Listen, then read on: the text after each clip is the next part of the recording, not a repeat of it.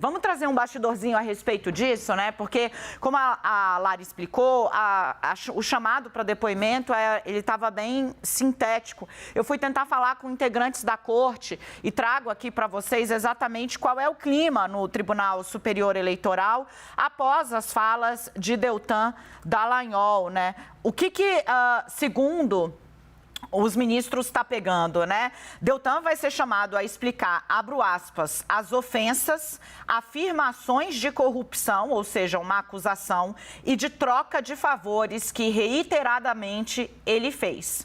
Porque é o seguinte, né? Qual é o entendimento? Quando o Deltan falar, houve ali o judiciário compôs com não sei quem para me perseguir. Ele está acusando, lançando uma acusação de crime, de desvio de função no mínimo, né? Quando ele cita que houve troca de favores porque estão mirando uma vaga no Supremo, a mesma coisa, né? Ele está ofendendo a honra e imputando uma ilegalidade a ministros que ele citou nominalmente, né? Ele primeiro tratou da corte como um todo também, foi 7-0, não teve um voto contra a cassação dele, e depois ele também adiciona acusações individuais, todas elas sem base fática, por mais que o ainda deputado tenha dito que estava se amparando ali numa cronologia, etc e tal. Ele é agente da lei, foi agente da lei, sabe o quão graves são as informações, né, ou as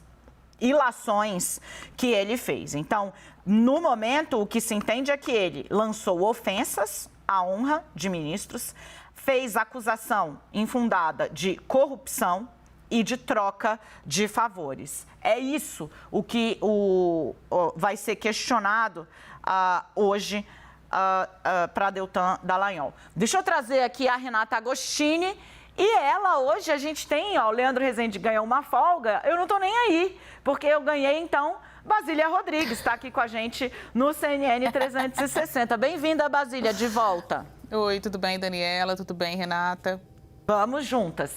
Trio feminino hoje, Girl Power. Basília, a gente vinha falando aqui no 360 que o Deltan optou por um caminho meio kamikaze mesmo, né? Uma coisa de impedir que haja qualquer ambiente para que ele pudesse buscar uma composição ou ainda para que ele pudesse falar com mais tranquilidade com as pessoas que vão decidir o futuro dele. O ambiente que se tem nesse momento é de absoluta desconfiança por parte do judiciário das intenções do ainda deputado.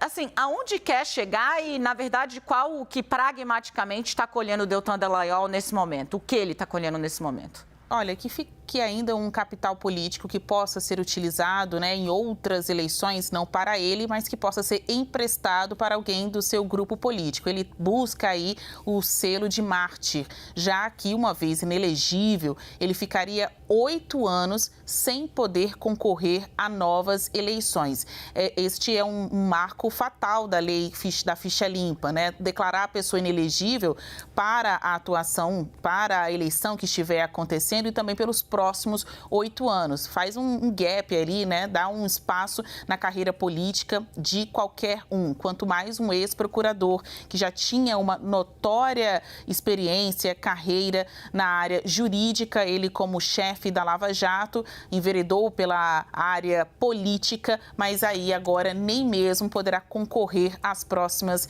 eleições. O que diz o regimento da Câmara dos Deputados? Tem aí uma lista das situações em que a Câmara, o plenário da Câmara, precisa responder se confirma ou não uma decisão judicial de perda de mandato. Mas há também ressalvas, ou seja, aquelas situações em que não cabe a palavra final à Câmara. E caso de parlamentares que tenham sido cassados, impedidos pela Justiça Eleitoral, é este exemplo. É o caso de Deltan Dallagnol, ou seja, a Câmara dos Deputados tem muito pouco para fazer. Está mais seguindo o protocolo ali, o regimento, dando prosseguimento de uma maneira burocrática a uma decisão inevitável, cumprimento inevitável de uma decisão, que é tirar Deltan Dallagnol da lista de deputados federais. Quando você entra ali no site do TSE, o registro de candidatura dele já aparece indeferido. No dia seguinte do julgamento no TSE por unanimidade, o nome de Deltan nos registros registros da Justiça Eleitoral já aparecia ali vetado. Mas quando você vai no site da Câmara dos Deputados, ele aparece com o mandato apto. Tanto é que participou, né, das votações recentes, como a gente acompanhou essa semana sobre a MP da reestruturação e outros pontos. Bom, ele acompanhou, ele participou, mas ciente de que daqui a pouco o seu mandato já não mais existirá. Vou trazer um bastidor aqui com ministros do Supremo Tribunal Federal com quem eu conversei recentemente. Há uma avaliação dos ministros do STF que a chance de reversão da decisão do TSE é remota ou quase nula. A gente está falando de uma corte eleitoral em que dos sete ministros, 3 são egressos do STF. Dificilmente o STF derruba decisões que foram validadas de maneira unânime pelos ministros da Suprema Corte que fazem parte do Tribunal Superior Eleitoral. Então é realmente, como vocês falaram, né? Ele está ganhando alguma coisa no caminho, seja o capital político ou esse emblema de Marte, continuar a agitar a galera, a torcida, né? O seu grupo político, especialmente nas redes sociais. Mas, na prática, as chances de se manter deputado federal são praticamente nulas. Renata Agostini, será que o roteirista de Brasil vai jogar esse processo na mão do Gilmar Mendes, esse recurso? Pois é, ainda tem isso. Já pensou? Algoritmo do Supremo? Não, porque Gilmar é um dos fiéis depositários de uma onda de críticas, né, de Deltan Dallagnol há anos, né, não só ele, mas uma série de outros.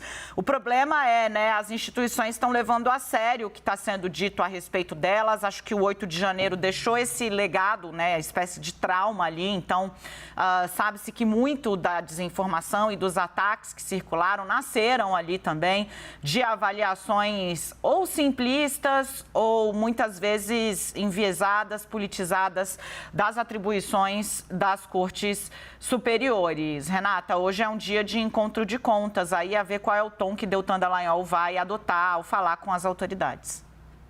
Boa tarde, Dani, Basília, boa tarde a todos. Olha, eu acho que o roteirista vai salvar um pouco, porque ele tem investido em outras frentes bastante espetaculosas e ele não vai nos brindar com essa ironia do destino, mas isso é só um palpite aqui na nossa brincadeira. Não me parece que, ainda que de fato, né, fosse motivo de nota caso isso acontecesse e Gilmar Mendes fosse escolhido, não me parece que mudaria muito a avaliação de Gilmar Mendes, nesse caso, para outros ministros, porque, como vocês já vinham relatando, os movimentos de Deltan Dallagnol acabaram precipitando uma reação em cadeia mesmo dentro do judiciário, dentro até do meio político, que avaliou como assodado e imprudente a forma como ele reagiu a uma decisão da Justiça Eleitoral com aquele placar tão contundente. Então, me parece, Dani, que se isso acontecesse, a gente teria aí, vou usar essa expressão, se o ministro estiver nos assistindo, vai me perdoar, mas com requintes de crueldade, no sentido de que ele, tenho certeza que pesaria na tinta, levando em consideração as últimas declarações que ele deu sobre a Lava Jato, sobre o próprio Deltan Dallagnol. Ele não esconde essa crítica que sempre foi presente, mas recentemente se tornou ainda mais ácida. Mas não me parece que seria um destino diferente caso vá nas mãos de outro ministro que não Gilmar Mendes. Não só, ainda que, vamos tentar separar, né, a política do curso judicial. As coisas, nesse caso, elas até andam de certa forma juntas, mas dá para a gente separar. Já seria Deltan Dallagnol teria que escalar ali uma montanha com muitos obstáculos. Já seria algo extremamente difícil de se colocar do ponto de vista jurídico, do ponto de vista judicial. Ele, ao se indispor com o judiciário da maneira como ele fez e tacar tantas pedras para tantos interlocutores diferentes, ele só acrescentou mais uma dificuldade nesse caminho que já seria extremamente difícil. A longa lista, né, de desafios que tinha aí já estabelecidos contra si. A gente está acompanhando a ver quanto tempo leva para esse depoimento ser finalizado. O ainda deputado soltou uma nota avisando que compareceria, a ver se ele se pronuncia depois, quando terminar. Fiquemos em cima, então.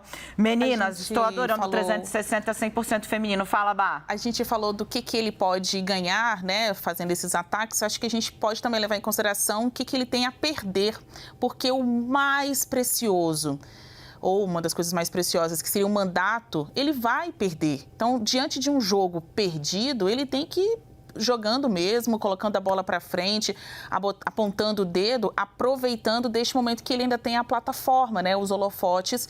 Durante muito tempo ele ainda terá por conta da herança deixada pela Lava Jato. Ele sempre será uma referência no que diz respeito a combate à corrupção. Ele foi um procurador importante, né, um dos mais importantes na apuração.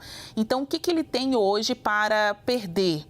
Muito pouco, porque ele já perdeu o mandato e a credibilidade junto a alguns dos grupos, mas não ali ao seu time dos mais convertidos, né, daqueles que fazem torcida a Deltan Dallagnol. Então, realmente é dar as mãos a quem continua com ele no barco e cair atirando para todos os lados, ao que parece é um enredo proposto e escolhido pelo Deltan Dallagnol. Que a gente tem que também fazer esta ressalva, né? Ele teve um papel muito importante nas ações de combate à corrupção, colocando políticos, empresários, banqueiros, numa condição de investigados, muitos presos, tiveram excessos, tiveram também injustiças, mas houve uma recuperação dos danos à Petrobras, houve uma recuperação dos danos aos cofres públicos, graças ao trabalho da Lava Jato. Tem duas questões só aí, né? Primeira que ele tem muito pouco a perder, nesse momento já perdeu o mandato, como a Basília está dizendo, ele realmente tem pouca chance de reaver, mas pode agregar numa série de outras condenações, inclusive calúnia, difamação, etc e tal, o que pode ter um custo no bolso, multa, e também um custo para a ficha, que deixa de ser, digamos, limpa, né? Passa a ter uma ficha corrida. E a segunda coisa aí, que é o legado da Lava Jato, está em discussão hoje, né? Especialmente por conta das comprovadas, essa sim, diz o judiciário, né? O que a Basília cita, né? Excessos, isso tudo colocou um pouco em xeque. Agora a gente tem, por exemplo, a Curitiba num MMA, em que um lado quer manter o que sobrou da Lava Jato de pé e o outro quer exumar essas falhas para poder explicitar e ver se contamina de todo o trabalho que foi feito. A história vai nos mostrar exatamente quem será o vencedor e o vencido nessa queda de braço.